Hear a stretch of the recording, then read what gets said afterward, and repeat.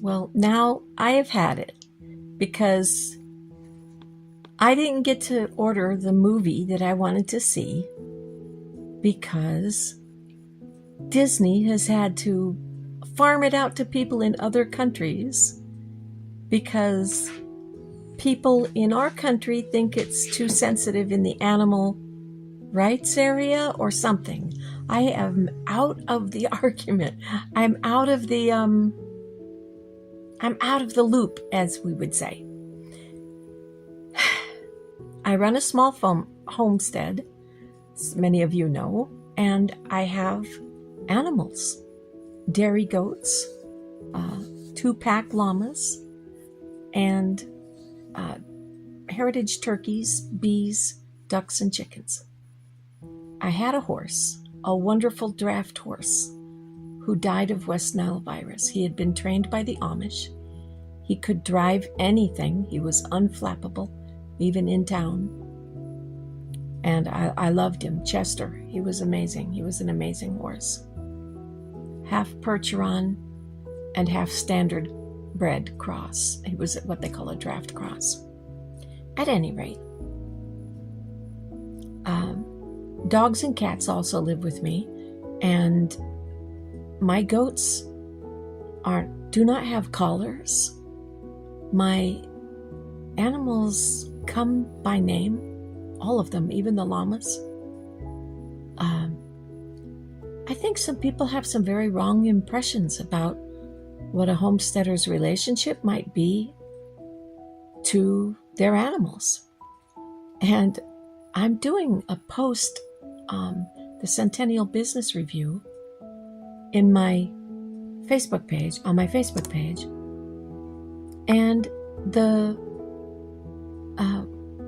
right now, the Mercy Race is having its 100-year anniversary. For those of you who do not know what the Mercy Race was, or the Mercy Run, or the Great Serum Run it was called, in Alaska, 100 years ago, diphtheria broke out in Nome after they had had an early freeze on the port, so their medical supplies that were to come in the fall had not been able to be delivered. So they had crossed their fingers, prayed, whatever they needed to do to try to get through the winter. Well, the children had an outbreak of diphtheria. For those of you who don't understand diphtheria, it is still with us today. If you're a survivor, you need to know, a survivalist needs to know what it looks like and how to isolate it and treat it the best as possible till you can get to a hospital. It's generally fatal in children, and that's why children have to have vaccinations for it. The DTaP is diphtheria, not sure what the middle one is, and I'm forgetting words that I've known my whole life. That's what getting old does. At any rate, pertussin. No, not pertussin. Oh, shoot. That's going to bug me all day. And in the middle of the night, I'll think of it. At any rate, so Nome had an outbreak, and the children were getting very sick. Now, Nome was a small town of around 1,400 people at the time, but that's still a significant population of children we're talking about. Maybe 300 children in that neighborhood, 200 to 300 children at risk once the cases started to pile up in the hospital. They sent out a telegram when they first diagnosed that it was diphtheria. And they did that on the 21st, which was yesterday. They sent out a telegram to the health department, to Anchorage, to everybody they could reach. They sent a telegram. And Anchorage immediately said, well, let's get it on the train to Nenana. And Nenana has dog mushers, and maybe they can get it the rest of the way. And this is what happened.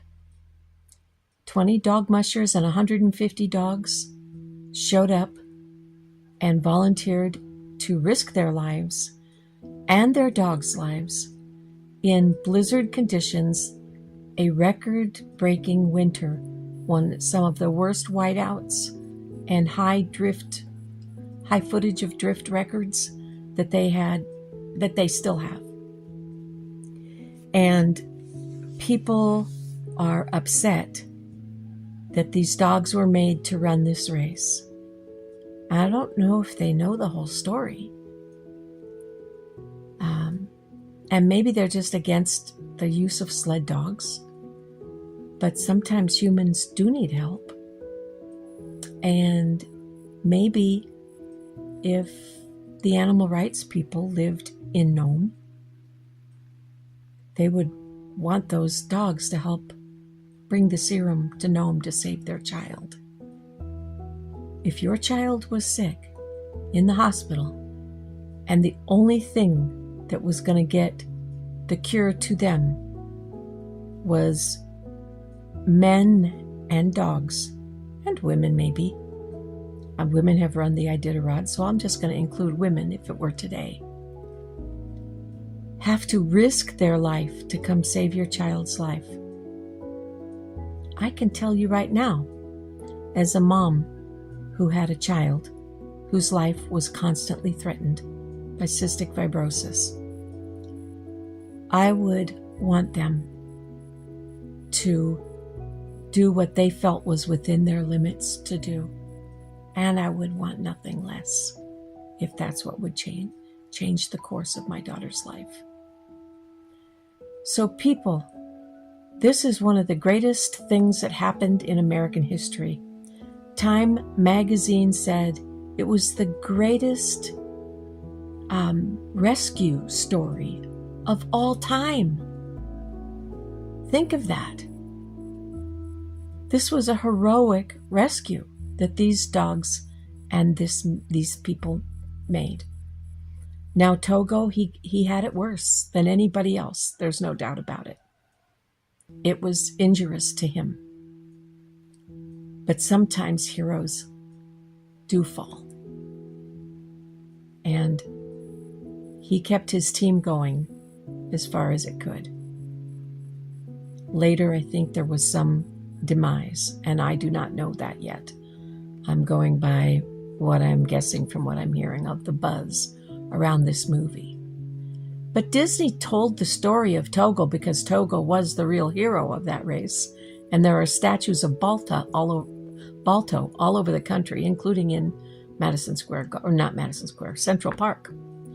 And I think at the Cleveland Zoo and different places like that. Balto is heroic and lived, but he was the one that drove the serum into town. But I can't watch the movie of Togo, who was the real hero of the story, because somebody didn't think that dog should have been asked to run the race.